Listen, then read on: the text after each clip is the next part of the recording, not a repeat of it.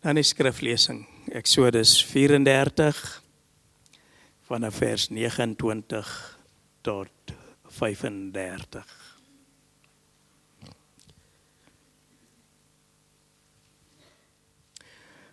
Dit lees as volg. Toe Moses van die berg Sinai afkom, die 2 kliptafels met die getuienis was in Moses se hand toe hy van die berg afkom. Het Moses nie geweet dat die vel van sy gesig stralend was, omdat hy met God gepraat het nie. Toe Aaron en al die Israeliete Moses sien, was die vel van sy gesig stralend. Hulle was toe te bang om naby hom te kom. Maar Moses het hulle na hom geroep en Aaron en al die leiers in die volksvergadering het teruggedraai na hom. En toe het Moses met hulle gepraat. Daarna het al die Israeliete ook nader gekom en hy het hulle alles beveel wat die Here vir hom op die berg Sinai gesê het. Toe Moses klaar met hulle gepraat het, het hy 'n sluier oor sy gesig getrek. Maar wanneer Moses in die Here se teenwoordigheid kom om met hom te praat, verwyder hy die sluier totdat hy weer uitkom. As hy dan uitkom en vir die Israeliete sê watter opdragte hy ontvang het, en die Israeliete Moses se gesig sien, dat die vel van sy gesig stralend is, trek hy weer die sluier oor sy gesig, totdat hy ingaan om met die Here te praat. Tot sover.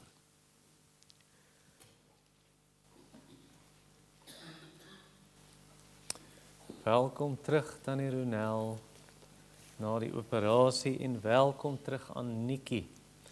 Ons weet, jy het 'n skrik gehad en in die hospitaal beland. Ons is bly, jy is veilig en jy is veilig hier. So, en ons sommer bly vir Selma en Nicole en wat nou vanoggend hier is, André, wat nou nie vandag hier is nie, of is André hier? Ok, André is hier. En nou, sommer direk na kerk, toe hulle hier omdraai, toe ry 'n kar en hulle vas, 'n bakkie, en ons is bly julle is daarom veilig. 2 Korintiërs hoofstuk 3, vers 7 tot 11 is die teks vanoggend. En die tema wat ek gekies het is God se finale woord. En daai woord praat van die evangelie. Kom ons gaan na die Here in gebed. Hemelse Vader, dankie dat ons in Jesus naam U kan vra om vandag vir ons die skrifte oop te breek, soos Maria daai kruik gevat het, daai marmer, reken ek, baie duur kruik met die parfuum of die reukolie en het gebreek het, en dat die aroma van Christus versprei vandag hier in ons midde, en dat dit so aan ons vaskleef en so, die parfuum so afgee dat wanneer ons die uitstap, die geur van Christus deur ons lewens sal versprei. Ons bid dit in sy naam. Amen. Daar was 'n evangelis in die 1800s in Wallis en vroeg 1900s. Sy naam was Ebenezer en sy van was Wooten, W-O-O-T-E-N. Hy was nogal 'n eksentrieke man, karakter. En eendag toe hy in 'n dorpie gepreek en hy het sy tent daar opgeslaan en die evangelie gepreek, mense het gekom en daar was 'n man wat geluister het en hy was so diep gesny in sy hart. Hy was so diep onder sonde oortuiging en besef hy's verlore. Hy het redding nodig en hy het toe teruggegaan. Hy kon nie in die slaap raak nie. En toe gaan hy terug in die aand om te gaan kyk, waar is die evangelis, maar toe hy daar kom, is die ou weg, die tent is weg. Want hy het hulp nodig. Maar toe sien hy, die man is besig om die laaste dele van die tent op te slaan. Toe sê hy, Mr. Wooten, what must I do to be saved?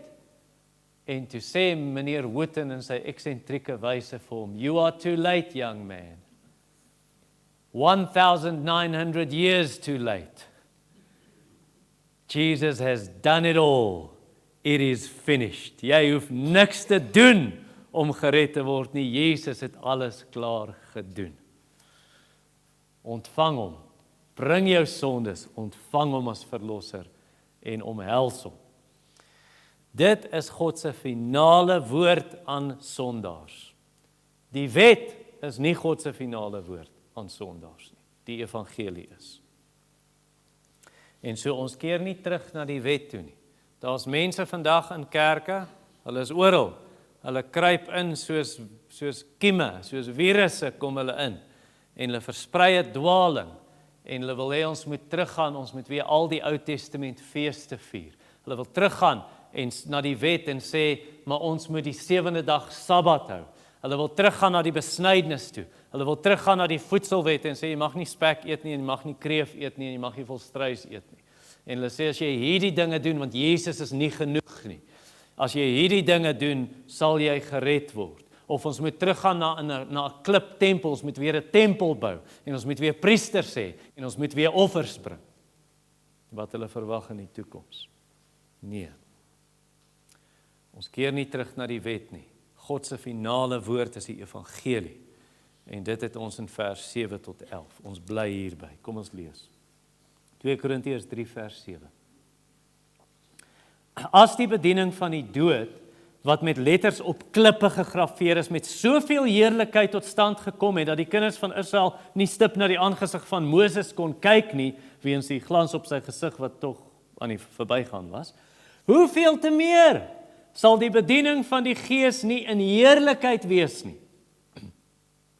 Want as daar heerlikheid was in die bediening wat lei tot veroordeling, soveel oorvloediger in heerlikheid is die bediening wat lei tot regverdiging.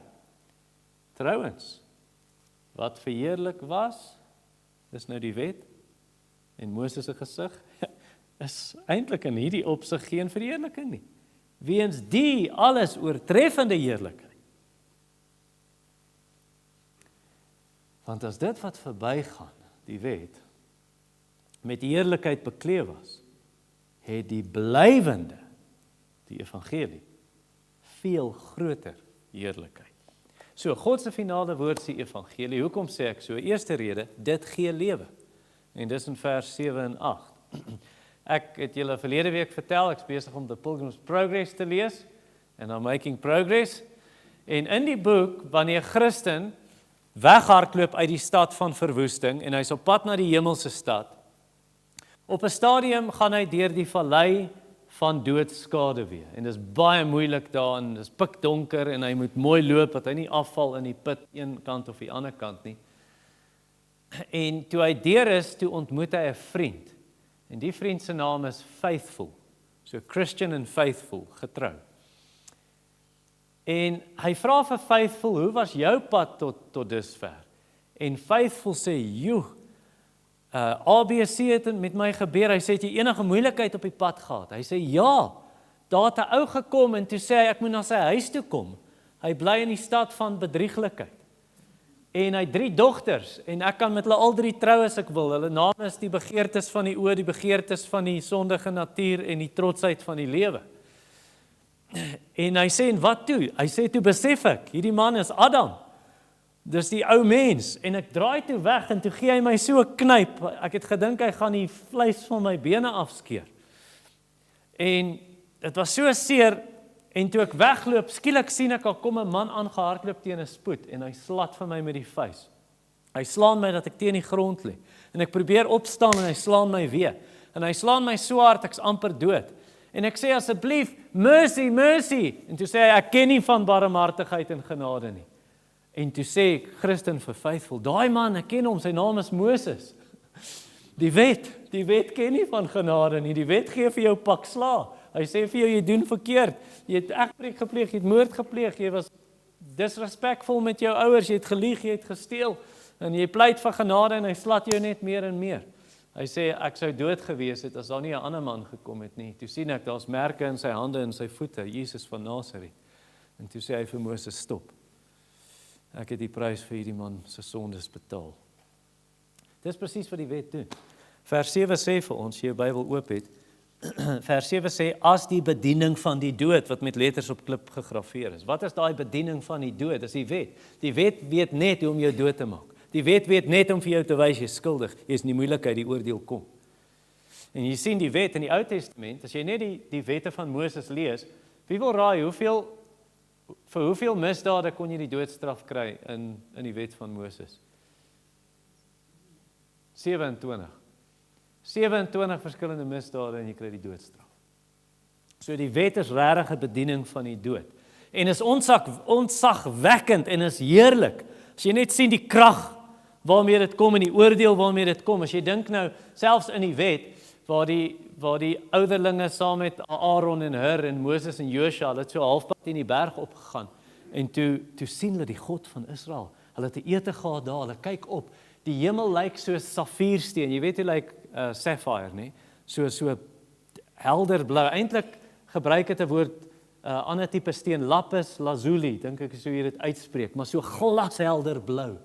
Hoe hulle hierdie safier werk van safiersteen, 'n vloerwerk, so gesien het, en hulle sien net van onder af hierdie vloerwerk en die God van Israel, God op sy troon. En hulle kan nou natuurlik nie sy gesig sien nie, want hulle kyk van onder af, maar hulle sien vir God. Die heerlikheid selfs onder die wet, en toe klim Moses verder op die berg, en Josua wag daar, die res gaan terug onder toe. Moses klim op die berg, en hy's in hierdie wolk, en daar's hierdie helder wolk, maar hy kan nie in die wolk ingaan nie, en uiteindelik na 7 dae sê God vir hom, kom in die wolk in. Hy gaan in daai wolk in, en hy's daar vir 40 dae, en God vat 2 klippe, soos tablette amper, kliptafels, en God self skryf die 10 gebooie op daai wet, of op daai kliptafels, die wet, die 10 gebooie. En toe kom hy weer van die berg af, en hulle slaan 'n tent op, maar dis nie die tabernakel nie. Dis 'n tent nie in die middel van die kamp nie, dis 'n ander tent, die tent van ontmoeting is buite die kamp, voor die tabernakel gebou is. En dan gaan Moses na die tent, en as hy in die tent ingaan, dan staan almal op. Almal kom uit hulle tente uit. Staan hulle op en kyk hulle daar buite kan die kamp, hoe Moses in die tent ingaan. Dan kom hierdie wolk, en daar's vuur binne in hierdie wolk. En dan sak dit so af, en dit gaan oor die tent, en Moses gaan binne in. En dan praat hy met God, soos dat ek nou met Deirdre praat. Soos 'n man met sy vriend praat. Hoor hy God se stem. En die Here praat met hom. En dan kom hy weer uit die tent uit. En uiteindelik toe hy eendag in daai tent is, toe sê hy vir die Here, Here, ek het baie gesien. Ek het die 10 plaae gesien, ek het die Rooi See sien oopgaan, ek het wonders gesien. Ek het daai wolk gesien, ja, maar ek wil nou vir u vra, wys my u heerlikheid. Toe sê God, Moses, as jy my gesig sien, sal jy doodgaan. Niemand kan my gesig sien en bly lewe nie. Maar wat ek gaan doen is, ek gaan jou teen die berg opvat, en dan gaan jy in die berg, gaan ek jou so in 'n skeur van die rots sit, en dan gaan ek my hand oor jou sit, ek sal verbygaan, dat jy nie my gesig sien nie, as ek verby is, dan gaan jy net so die glans sien wat verbygaan. Moses klim toe op die berg, hy kap weer 2 stukke rots, kap hy uit die rots uit 2 stukke klip, van die ander kliptafels het hy gebreek, toe die Israeliete die goue kalf aanbid, en toe hy op daai berg is, skielik kom die Here verby, en die Here praat net, en hy sê, Moses, ek is die Here, Here, en hy openbaar homself, hy maak homself bekend, en toe Moses dit hoor, en daai glans sien, hy val op sy gesig neer, hy kan nie kyk nie, hy is so bang, en hy maak dit sy gesig toe, en hy's daar vir 40 dae en 40 nagte, so God is die een wat hom aan die lewe hou, hy drink nie water nie vir 40 dae en 40 nagte, hy eet niks nie, en toe hy van daai berg afkom, en die Israeliete sien hom, hulle is so bang, jy wil weghardloop en wegkry, want Moses se gesig blink so, dit skyn so, want hy was in God se teenwoordigheid, amper soos as jy fosfor, glow in the dark speelgoed, dan toe jy klein was, en hou jy dit mos so by die lampie, en dan sit jy die bedlampie af, en jy maak die kamer deur toe, en jy klim in die kas, en dan gloei dit so gloei Moses se gesig, want hy was in die teenwoordigheid van God. En dan gaan hy weer in die tent in, hy het toe eintlik so 'n sluier voor sy gesig gesit, want dit het begin dim, net soos daai glow in the dark speelgoed, dit hou nie, dit word weer dof, dit verdof, en dan gaan hy weer in God se teenwoordigheid, weer by die lig, en dan kom hy weer uit, dan glans dit weer, dit gloei weer, en dan verdof dit weer, en so gaan dit, en dis wat Roel vir ons gelees het, hoe hy sy gesig moes bedek. En tog, as vers 7 sê, die bediening van die dood met letters op klippe gegraveer is, het met soveel heerlikheid tot stand gekom, Hulle kon nie na Moses se gesig kyk nie, weens daai glans op sy gesig, wat in elk geval in die verbygaan was. Nou as dit so is, hoeveel te meer die evangelie? Onthou daai wet, dit was heerlik, dit was glansryk, maar dit kon niemand red nie. Die wet kon nog nooit iemand red nie. Dit het net vir jou gesê, jy is verkeerd, jy is verkeerd, jy is verkeerd. Dit het al jou vrae in die toets verkeerd gemerk. Rooi kruisie, jy dryp, jy pluk, jy gaan nie volgende graad toe nie. So die wet slat vir jou en gee jou 'n loosing van jou lewe. Paulus sê in Galasiërs 2 vers 16, deur die wet sal niemand in 'n regterstand met God kom, want ons breek dit heeltyd. Eintlik wat die wet vir jou doen, die 10 gebooie is soos 10 bloedhonde, en jy's die jakkals.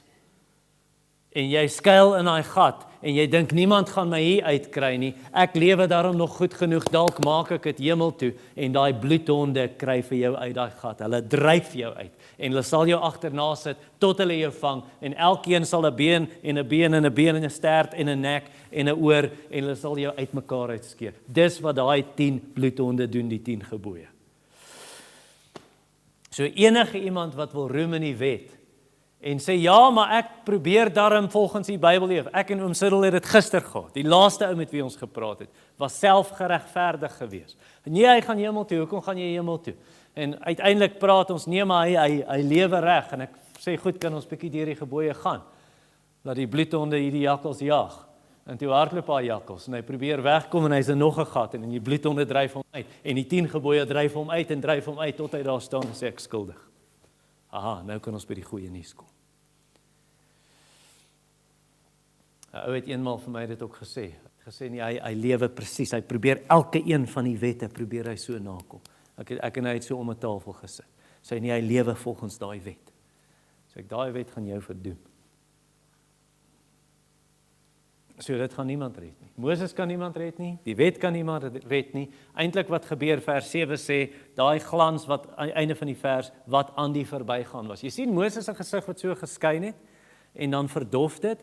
Dit was 'n prentjie van, dis hoe die wet is. Die wet is so glansryk en so helder met God se oordeele en met die donder en die gedreun en al die goed. Dis so majestueus en onsagwekkend, maar dis dan nie verbygaan. Net soos Moses se gesig verdof uiteindelik. Ek het so 'n liggie wat ek om my nek sit.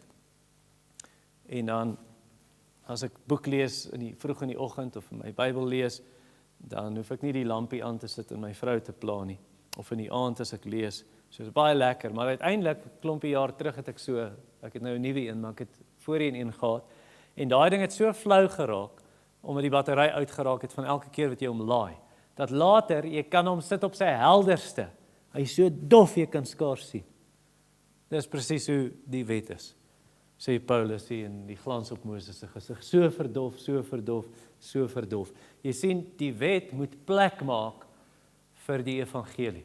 Dis amper soos as, kom ons sê, 'n baie bekende sanger kom sing in Suid-Afrika. Sê nou maar Bryan Adams. So 'n bekende sanger kom Suid-Afrika toe. En wat gebeur voor Bryan Adams op die verhoog verskyn? Daar's 'n ander sanger. Sommer 'n Suid-Afrikaner, dalk 'n no-name iemand. Iemand wat mooi kan sing, maar is nie Bryan Adams nie. En so eers die onbekende sanger kom, die wet, en dan moet hy plek maak, die wet moet plek maak vir die bekende sanger, vir die evangelie. En die evangelie kom sing. En dis wat vers 8 vir ons sê. Vers 7, daai was aan die verbygaan. Vers 8, hoeveel te meer sal die bediening van die Gees, dis nou die evangelie, nie in heerlikheid wees nie. Die wet het gekom deur Moses. Genade en waarheid het gekom deur Jesus Christus. Johannes 1 vers 17. Nou hoe is die evangelie heerliker? Jy sien hierdie wet, vers 7 sê, dis met letters op klippe gegraveer. Daai letters wat op die klippe staan, jy mag nie steel nie. Daai letters op die klippe kan nie 'n hart van klip verander nie. Dit kan vir jou sê, moenie steel nie, maar dit kan nie jou hart verander sodat jy nie wil steel nie. Dit kan vir jou sê, moenie iemand se vrou vat, of moenie met 'n vrou slaap as jy nie met haar getroud is of met 'n man nie. Maar dit kan nie maak dat jy dit nie wil doen nie. Dit kan nie die hart vernuwe nie, net die evangelie kan. Daai wet sal jou doodmaak, soos ons gelees het. Dis hoekom vers 6 reeds het gesê, middel van die vers, of einde van die vers, die letter maak dood. Daai letter van die wet sal jou doodmaak. En dan vers 7 weer, die bediening van die dood. Waar die Heilige Gees, dis nou vers 8, wat 'n heerlike bediening. Die Heilige Gees, hy kom haal harte van klip uit, harde harte, wat nie wil gehoorsaam nie, wat sonde lief het. En hy kom gee sagte harte van vlees. Ons het dit in vers 3 gesien laasweek. Hy kom skryf daai wet op die hart. Christus kom plaas sy gees in jou binneste. Jy wil gehoorsaam, jy kan gehoorsaam, jy wil God lief hê, jy kan God lief hê. He has abolished death, sê die Engels van 2 Timoteus 1 vers 10. He has abolished death, Jesus, and he has brought life and immortality to light through the gospel. En is daai evangelie waardeur ons lewe. Ek wil sê soos 'n oomie in ons kerk altyd gesê het, oom Andries Rousseau. Hy sê dit bied my. Dit bied my dat mense kan dink, o, die Torah, die wet is heerliker as die evangelie. Dis wat die Hebrew Roots Movement sê. Die Hebrew Roots Movement, hierdie mense wat sê, nee, Jesus het ons gered dat ons kan teruggaan na die Ou Testament feeste, Ou Testament Sabbat, die besnydenis en die voedselwette. Dit bied my dat hulle dink die wet is heerliker as die evangelie, dat hulle dink die dood, dit wat jou sal doodmaak, is beter as dit wat jou kan lewe gee. Luister, waar Satan werk, of miskien moet ek jou nie sê nie, miskien moet ek jou vra. Hierdie kom uit 'n preek van 'n man met die naam van Donald Gray Barnhouse in Philadelphia. En toe het hy oor die radio gepreek, CBS radio, dis nou in die begin 1900s, begin tot mid 1900s. Toe preek hy 'n boodskap en die scenario is Satan in Philadelphia. Nou vra hy die vraag, nou vra ek dit vir jou. Kom ons los Philadelphia, kom ons sê Kempton Park.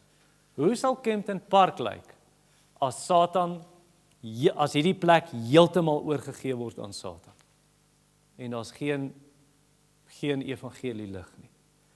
Kom ek verduidelik vir jou wat hy gesê het, jy gaan geskok wees.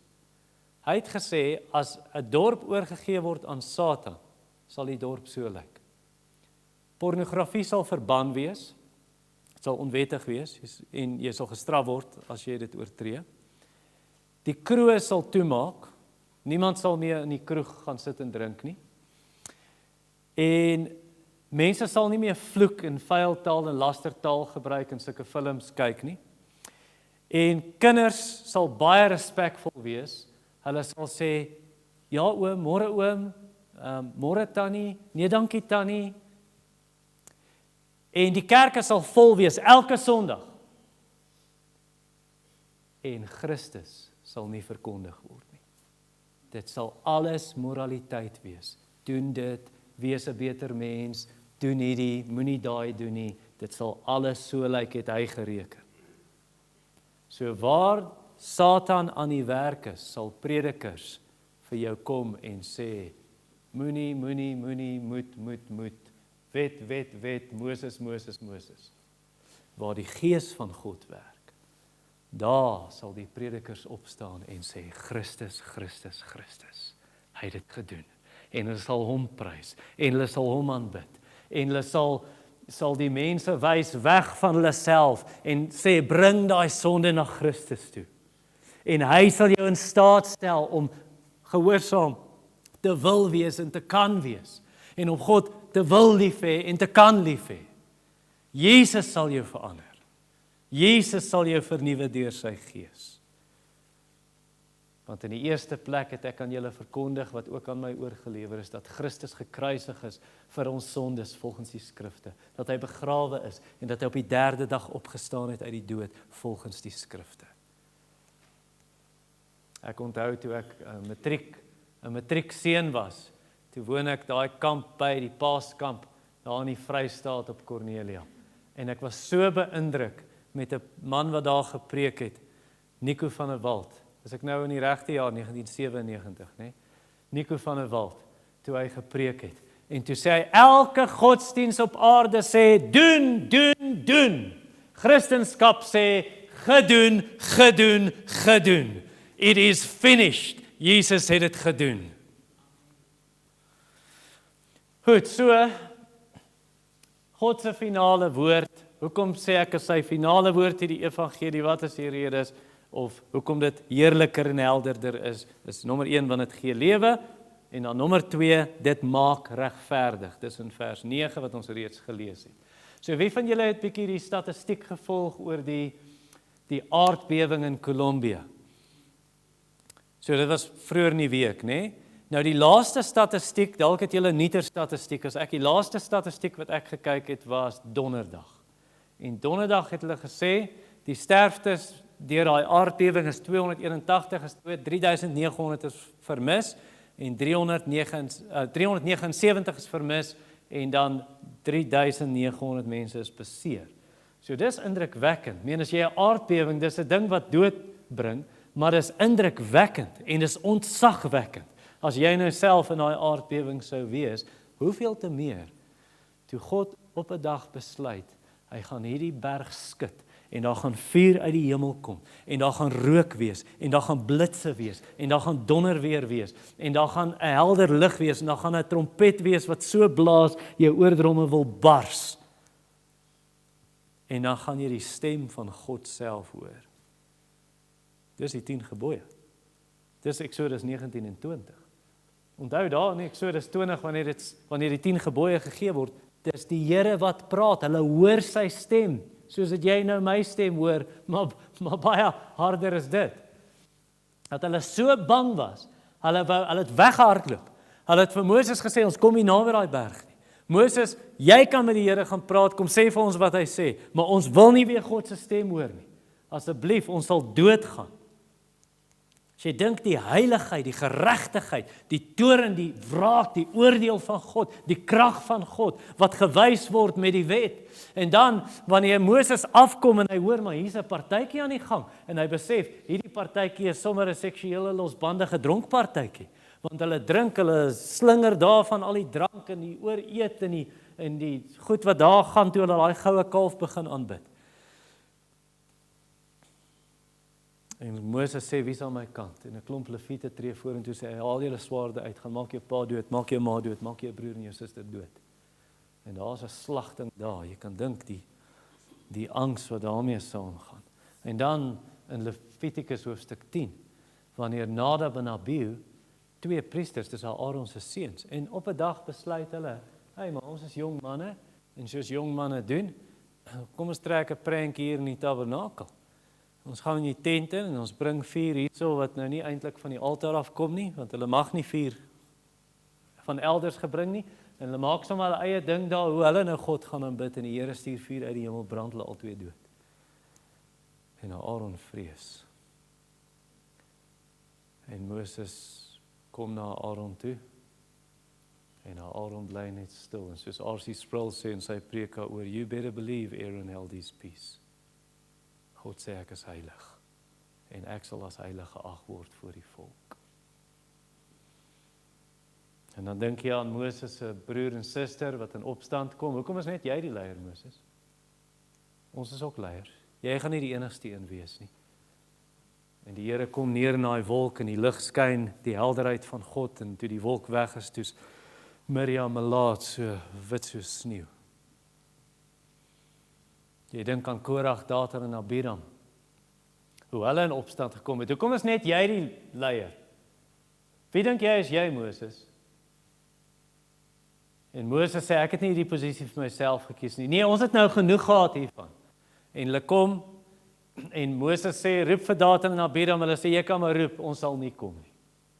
En Moses sê, Here, ek het niks aan hulle gedoen nie, kyk hoe tree hulle op. En uiteindelik sê die Here die volgende dag, tree weg van hulle af, almal van julle. As jy nie saam met hulle wil sterf nie, tree weg van hulle tente af, hulle tree weg, die aarde gaan oop en sluk hulle lewendig in. En dan kom 'n plaag en tref die volk en die mense vrees en die mense vlug, vuur kom uit die hemel, verbrand 250 van Korag se mense en die Here wys weer, ek is die heilige. Moses val voor die Here neer, daai plaag is amper 15,000 dood. Moses sê net asseblief Here, asseblief. Hou u hand terug. Op 'n stadium toe hulle nie in die land wou ingaan nie, hulle murmureer en versprei al hulle stories. Toe sê die Here, tree weg Moses, ek sal hierdie hele volk doodmaak. Ek sal 'n beter en 'n groter nasie van jou maak. Moses sê asseblief, Here, asseblief, hy pleit, hy tree in vir die volk. Hy bid vir die volk. En die Here sê, goed, ek sal hulle nie nou doodmaak nie, maar oor die volgende 38 jaar wis hy daai hele geslag uit. 600,000 mans. Dis nie eens die vroue ingesluit nie. En hy wis hulle uit. En dan die storie van die slange wat hy stuur, waar die slange die mense pik, klomp van hulle is dood, die koperslang op die paal, hulle kyk daarna, die wat daarna kyk word gespaar. Of jy dink aan Moses self. Moses, die Here sê vir hom, praat met die rots, en hy besluit, hy is so kwaad vir die Israeliete, hy vat daai staf en hy slaan die rots 2 keer. Die Here sê, jy is ongehoorsaam aan my Moses, jy sal nie die beloofde land ingaan nie. Aaron sterf in daai hoofstuk, Miriam sterf in daai hoofstuk, Moses se broer en suster. En dan Exodus 5, Numeri 25, hierdie is 'n aaklige storie, waar die Here 24,000 mense doodmaak. Oor hulle losbandigheid en hulle afgoderry. En uiteindelik vat Phinehas 'n spies, en hy stap agter 'n man en vrou in 'n tent en waar hulle besig is met losbandigheid, en hy dryf dit deur albei van hulle. En die Here stop die plaag. Dis grim, julle. Dis 'n bediening van die dood. Nou as daai oordeel, kyk nou in vers 9. As daar heerlikheid was in die bediening wat lei tot veroordeling, soveel oorvloedigheid, die heerlikheid wat nou is in die bediening wat lei tot regverdiging. As dit ontzag wek, as dit heerlikheid is, 'n bediening van dood, hoeveel te meer 'n bediening van heerlikheid en lewe, 'n bediening wat sê, jy kan reg wees met God, jou verhouding kan herstel word, jou sondes kan vergewe word. So dis in die kruis, wat ons uiteindelik, baie meer as op berg Sinaï, baie meer as met die wet, sien ons in die kruis, die heiligheid, die toorn, die oordeel, die krag van God, geregtigheid. Dink net daaraan, wanneer die seun van God hang aan 'n kruis, dis nie net 'n aardbewing nie, die son hou op skyn. Lukas sê vir ons, the sun's light failed. 3 ure duisternis, 'n bonatuurlike duisternis, waar die Vader se wraak oor sy seun kom, die Vader se spies sy seun deurboor. Vir ons sonde. Vir ons sonde is hy deurboor. Vir ons ongeregtighede is hy verbrysel. Dat hy uitroep, my God, waarom het U my verlaat? Aan die kruis, wanneer Jesus sy asem uitblaas, die seun van God sterf, en dat die aarde skud, en dat die rotse in stukke skeur, en dat daai tempelgordyn, 'n massiewe gordyn, geskeur word van bo na onder, waar God sê, kom in sondaars, kom in.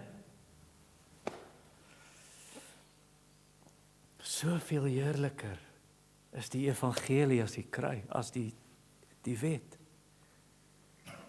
Soveel heerliker die evangelie, daar's die plek, waar die liefde van God helderder as die son skyn. Waar hy vir sondaars sê, daar's vergifnis, daar's verlossing. Jy sien vers 9 wat hy sê, die bediening wat lei tot regverdiging. Weet jy wat beteken daai regverdiging?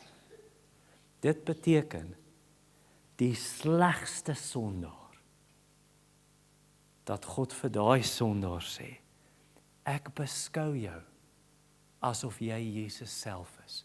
Ek kyk na jou asof jy so heilig is soos my seun Christus Jesus. Ek bedek jou met Christus se geregtigheid. Ek was al jou sondes weg deur sy bloed. 2 Korintiërs 5:21. God het hom, Jesus, wat geen sonde gehad het nie, sonde vir ons gemaak, sodat ons in Christus die geregtigheid van God kan wees. Dat die leenaar en die dief en die persoon wat jaloers en bitter en onvergewensgesind is, en die persoon wat homoseksueel is, en die persoon wat 'n serial egbreker is, en die persoon wat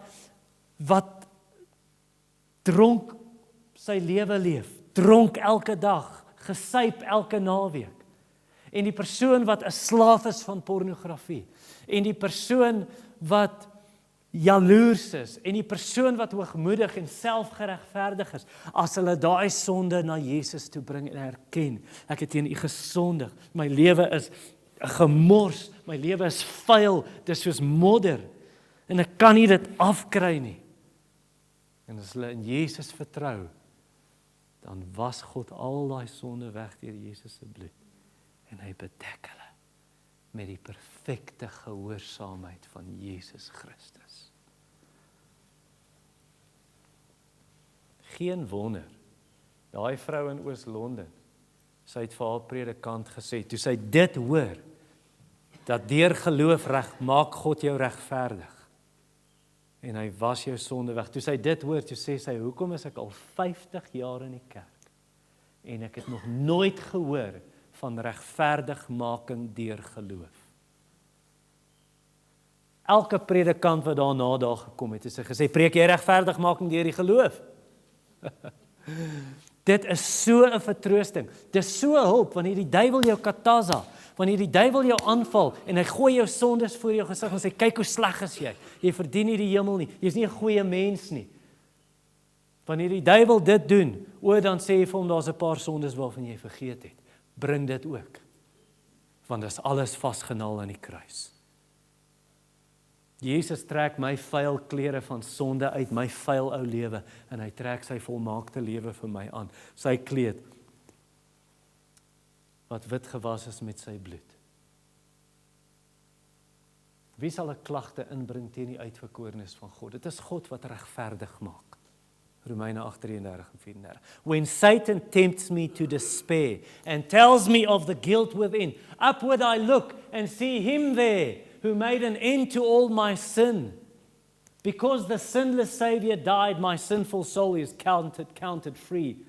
For God the just is satisfied to look on Christ and pardon me. Regverdigmaking gee sekerheid van redding. Jy sal nooit seker wees van jou redding, solank as wat jy staat maak op jou goeie werke en op die wet. Jy gaan altyd dink, het ek genoeg gedoen? Maar as jy na Jesus kyk, dan kan jy sekerheid en sê, hy het dit gedoen in my plek. Regverdigmaking is 'n troos wanneer jy die dag op jou sterfbed lê. Wanneer Satan vir jou kom en sê, ja, dink jy is goed genoeg om voor God te verskyn? Dan kan jy sê, nee, ek is nie. Maar Jesus is, en hy staan in my plek. Regverdigmaking sal jou nederig maak. As jy moes gered word deur wetsonderhouding, sal jy trots wees. En sê, ja, kyk hoe goed het ek gedoen. Eintlik nie so goed nie. Regverdigmaking maak jou nederig en sê, ek het niks gedoen nie. Dit was alles hy. Dit was alles hy. Nou iemand sal sê, ja, maar moedig dit nou nie sonde aan nie. Hierdie vers 9 wat sê die bediening wat lei tot regverdiging, gaan dit nie sonde aanmoedig nie. Al wat jy hoef te doen is glo in Jesus Christus, bring jou sonde vir hom, vertrou op hom vir jou redding. En dan sal God jou onskuldig verklaar in sy hof en regverdig. Jesus se geregtigheid bedek jou. Gaan dit nie maak dat mense meer wil sê, nou kan ek lewe soos ek wil, alles is reg. Inteendeel. As jy moes gered word deur die wet, dan sal jy eers sondig. Jy sien, sonde kry sy krag uit die wet. 1 Korintiërs 15:56. Want hoe meer wette daar is, hoe meer sê jou sondige vlees, nog wette om te breek, jippie.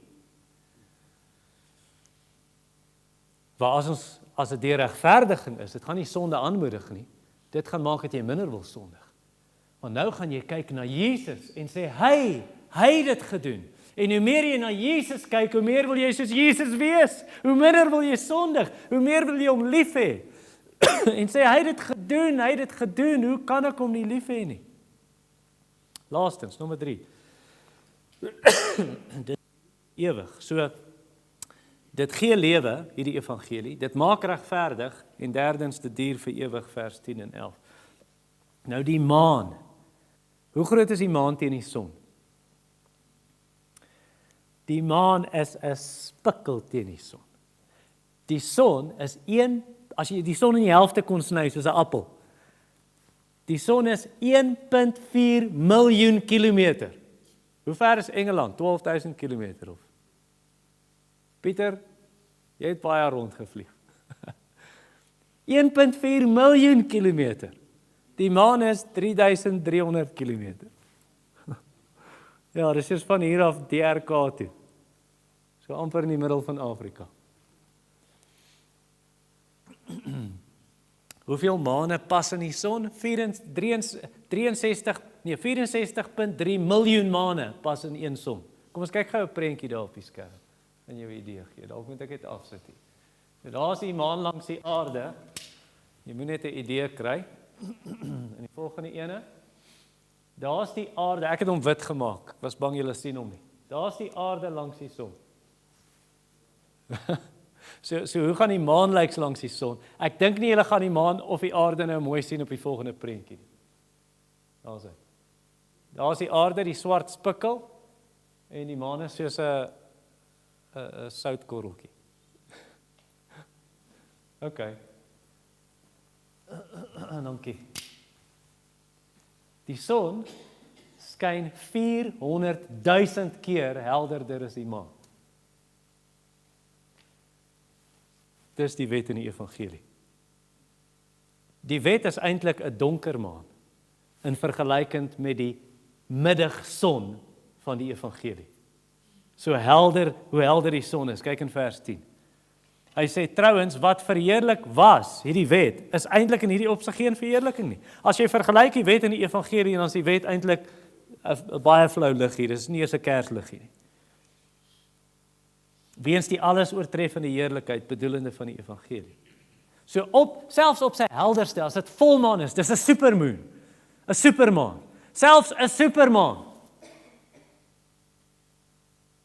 Waar kry daai maan sy lig? Hy leen dit in elk geval by die son. Waar kry die wet sy lig? Waar kry Moses sy lig? Hy kry dit in elk geval by Christus, by die evangelie. Hy leen dit, dis 'n geleende lig. Vers 11.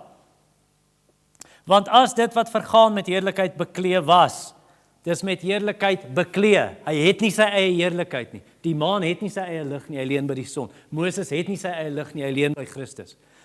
Die wet het nie sy eie lig nie. Dit leen by die evangelie. Die son het sy eie lig. Die evangelie het sy eie lig. En dis wat vers 11 aan die einde sê. Die blywende lig, soveel groter. Ek dink dis die punt van Matteus 17. Julle onthou die storie. Eendag besluit Jesus, kom ek vat my disippels, ons klim op die berg, klim tot bo op die berg, en terwyl hulle op die berg is, raak die disippels in die slaap, hulle is moeg, en ewe skielik, wat gebeur daai nag? Wie van julle het die prentjie vanoggend gesien? Ek was laat daarmee. Wat ek uitgestuur het op die kerk WhatsApp groep met die teks en die tema vir vandag. Moses en Elia verskyn aan Jesus. Petrus, Johannes en Jakobus is daar. Hulle word wakker, skielik sien hulle Jesus se gesig skyn so helder soos die middagson, sy klere is so wit soos weerlig. Hulle kan nie daarna kyk nie. Moses en Elia praat met Jesus. Petrus, hy is so verdwaas, hy weet nie wat om te sê nie. Hy sê, kom ons bou 3 tente, een vir Jesus, een vir Moses, een vir Elia. En skielik kom daar 'n wolk en hulle gaan in daai wolk in, net soos Moses op die berg in die wolk. En 'n stem kom en sê, dit is my geliefde seun. Dis die een wat ek uitgekies het, luister na hom. En hulle is so bang, hulle is op hulle gesigte, die 3 disippels, en toe hulle opkyk, Jesus het 'n hand op die skouer gesit. Hey, dis Moses weg, Elia is weg, die wolk is weg. Dis net Jesus. Wat's die punt? Die punt is, moenie eers vir Moses en Elia in dieselfde asem noem as Jesus nie. Hulle is maar net 'n maan wat hulle lig leen, die wet en die profete. Hier is God se finale woord. Jesus is die son in al sy volheid. Al sy glorie. Ja, Moses het 'n plek, in ons gemeente ook. Ons preek die Ou Testament ook, sal deur Eksodus gaan vanaand weer in die Ou Testament wees. In die wet van Moses. Moses het 'n plek, maar die enigste plek wat Moses het in ons prediking, is waar Moses na Jesus wys. Die enigste plek wat Moses het, is waar Moses jou pak slaag gee, en vir jou sê, verkeerd, druip, pluk. Weer verkeerd, om jou te wys, vlug na Jesus, vlug na Jesus. Nou vra iemand, ja, maar gooi ons dan nou die wet weg in hierdie gemeente? Soos 'n man gesê het, verlede jaar, einde van die jaar, toe gaan preek ek by 'n konferensie in die Kaap. En na die prediking en so aan, het ons so 'n vraag en antwoord sessie. En toe is daar een man en hy is baie bekommerd. En hy sê, luister, ek het 'n bekommernis, En dit is dat, ek sien nou in kerk, hulle lees nie meer die 10 gebooie elke Sondag nie. En wat sê ons daarvan? Nou, dit is die verkeerde ou om my te vra.